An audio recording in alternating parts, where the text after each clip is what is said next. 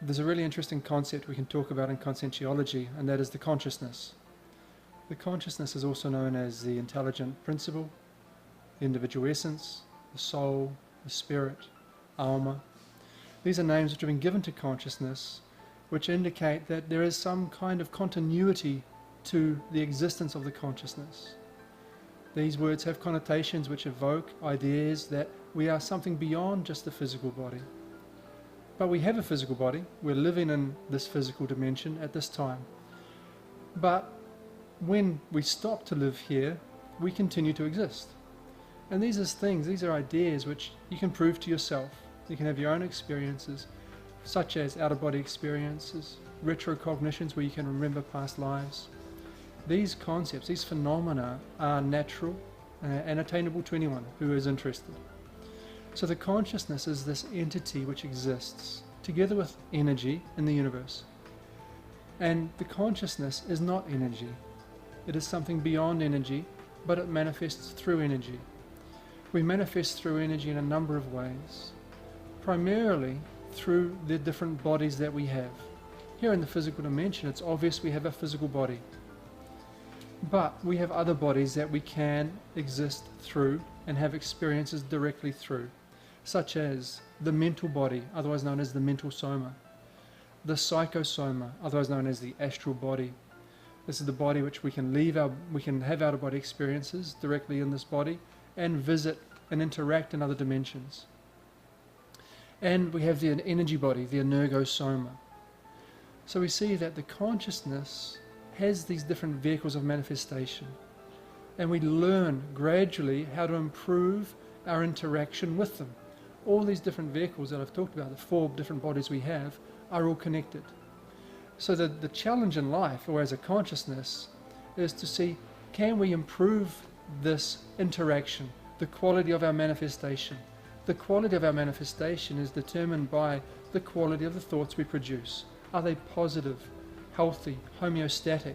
Do they help me improve the level of my health? Do they clean the places where I go? Or are they negative?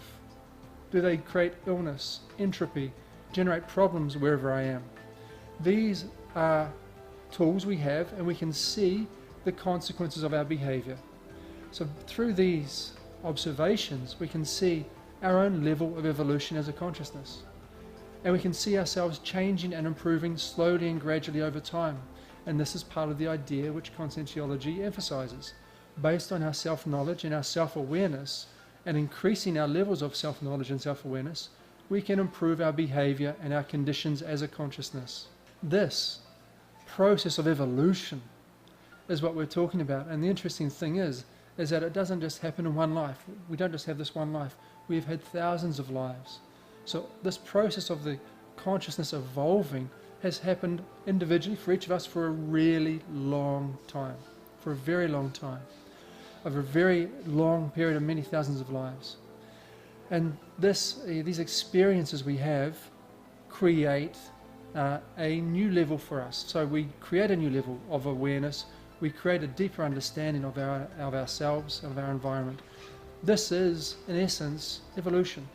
Little by little, we conquer new traits, we develop new abilities, we learn new things. And this is inevitable as we go across time and across lives, and we have more and more experiences. So what we can see that as we evolve as a consciousness, we tend to focus more on assistance.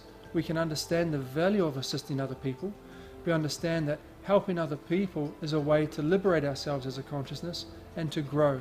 It's good not only for the others, but primarily it's good for ourselves.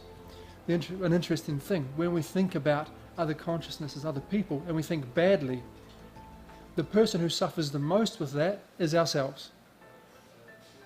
Our energies change.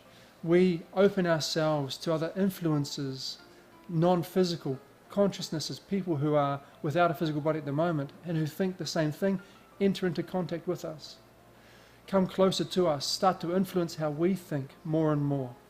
So this multidimensional aspect of being a consciousness in this reality, even in this physical dimension, becomes more and more clear. So the more we evolve, the more we think about assistance and trying to assist better and better in a more technical way.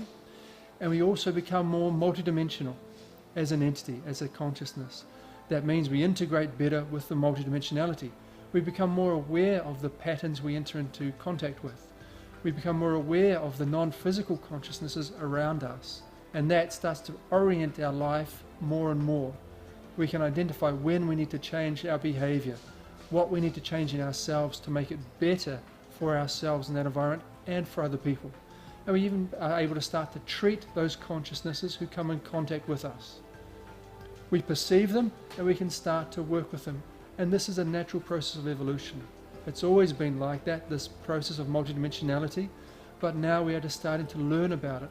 And we call this development, this process, it's part of the Consciential Revolution. We've had various other revolutions on Earth, and now we can see that we're having one that's based more on humanity and on our more positive aspects, and we call this the Consciential Revolution.